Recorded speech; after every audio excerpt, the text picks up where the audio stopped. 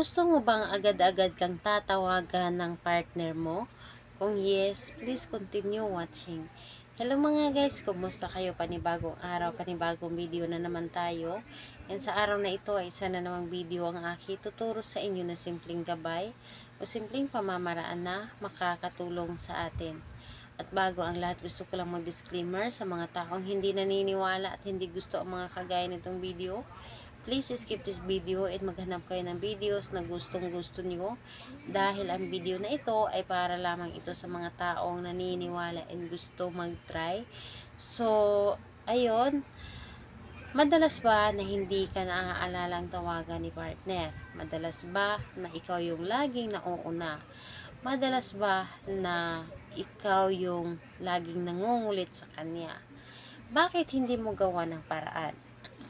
Upang magkandara pa siyang tawagan ka, hindi siya mapakali, at walang ibang laman yung kaniyang isip, kundi ikaw lamang na gusto kanyang tawagan, na gusto, or parang hinihila siya na tawagan ka, pindutin yung cellphone niya para i-dial ka. So, ito ang aking ituturo sa inyo ngayon, no? Simula ng pagkagawa mo nito ay wala pang 10 minutes siya ay tatawag na sa iyo. So,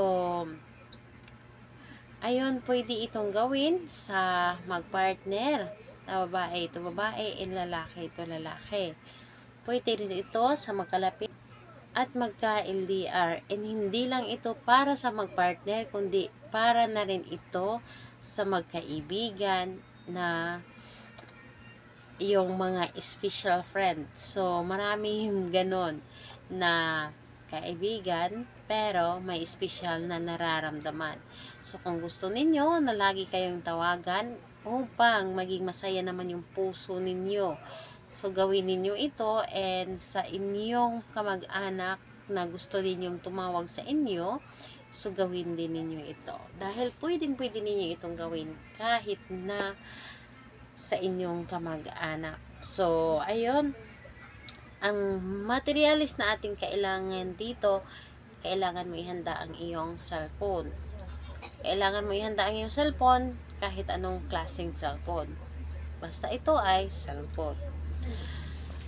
Kailangan mo din dito maghanda ng isang maliit na papel lamang.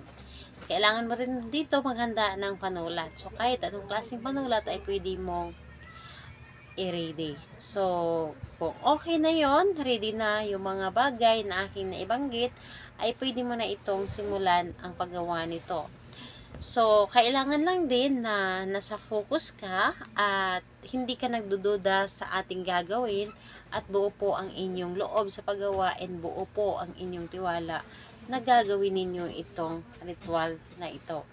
So, ang gagawin mo lamang dito, kapag ready ka na, dito sa papel, isulat mo dito ang pangalan ni target. Pero, hindi basta-basta pangalan lamang ni target. Kung ano yung gamit ninyo, kung ano man yung gamit ninyo, halimbawa, number, social media, Messenger, WhatsApp, Imo, Twitter, ano pa man yun, yung gamit ninyo. So, ang gagawin mo is, kung number ang inyong gamit. Kung number ang inyong gamit, kung maaari, isulat ninyo dito yung pangalan at apelyido ni target at yung kanyang cellphone number. Kailangan na isulat mo din dito ang kanyang cellphone number kung number yung gamit ninyo sa pagtawagan. At kung WhatsApp naman, ay ang gamitin ninyo dito, pangalan pa rin niya at yung cellphone number sa WhatsApp. So, yun po ang inyong isulat. Kung Imo naman, ganun pa rin, pangalan niya at cellphone number ng kanyang Imo. And, ayun, sa mga, Messenger, kung ano yung pangalan niya sa Messenger, yun ang gamitin mo dito. So, ganun lamang kasimple. Ganun lamang kasimple. So, yung number, Imo, WhatsApp, isang ano lang yon, isang sulatan lang yon. Pangalan niya, apelyido, tapos cellphone number niya. Dahil ang ating imo, ang ating WhatsApp so number yon ang ginagamit. So, kailangan na cellphone number ang ating isulat. So, pangalan niya, apelyido, at cellphone number. And sa Messenger naman, hindi mo kailangan ng cellphone number. Kung ano yung pangalan niya, kung ano yung gamit niya doon sa kanyang social media account, yun ang gamitin mo. Yun ang gamitin mo, o yun ang isulat mo, kahit hindi pa ito totoong pangalan ang kanyang ginamit doon. Ang importante na siya yung sentro mo. Habang ginagawa mo, siya yung nasa isip mo kahit hindi ito totoong pangalan. So, sobrang napakasimple. And sa mga kaibigan, kung ano man yung tawagan din ninyo, kung ano yung gamit ninyo sa pagtawagan ng inyong kaibigan, so, ganun pa rin. Cellphone number, pangalan, apelyido, or di kaya yung pangalan niya sa Facebook, or di kaya yung Messenger. So, pili ka lamang kung ano, or ano yung gamit ninyo sa pagtatawagan. So, ayun, pagkatapos nito, ang gawin mo, istupiin mo lamang ito ng isang bisis papunta sa inyo. At humanap ka ng tape. Humanap ka ng tape at ilagay mo dito sa likod ng iyong cellphone yung papel. At lagyan mo ito ng tape para hindi ito malaglag. Kailangan na hayaan mo lamang ito, and pagkalipas mong gawin ito, kailangan na isa puso ninyo talaga ang inyong ginawa, and agad-agad kayong tatawagan kapag ito ay inyong natapos na gawin. Ang importante lamang is mula sa inyong puso ang paggawa, at kailangan na buo ang inyong paniniwala kapag ginawa mo ito.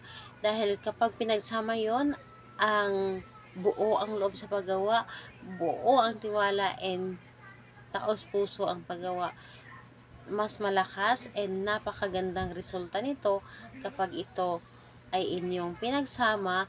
And kailangan na gumawa ka na malakas yung vibration mo, malakas yung energy mo, na sa tingin mo ay gusto mo itong gawin, dahil parang tinutulak ka na gawin mo ito, then gawin mo. So, kailangan na pakiramdaman mo rin ang isang ritual. Kung ang isang ritual na mabigat sa inyong loob, kung gagawin ninyo ito, huwag ninyo itong ituloy. Ang isang ritual naman, sa pagtingin nyo pa lamang na parang tinutulak na kayo, parang hinihila kayo na gawin ninyo ito, gawin ninyo dahil ang inyong energy mismo ang nagtutulak sa inyo para gawin ninyo ang ritual na yon. So, ayun, gawin ito anytime, any day, yung aking tinuro ngayon. And, ayun po, hayaan mo lamang ito. Again po, anytime, any day, pwede mo itong gawin. Laging tatandaan ang ating ginagawang ritual. Huwag na huwag po natin ito laging mamadaliin ang mabilisang talab. At kung may mga katanungan kayo, i-comment nyo na lang sa baba upang ma-replyan ko kayo. Bye bye everyone. God bless us all.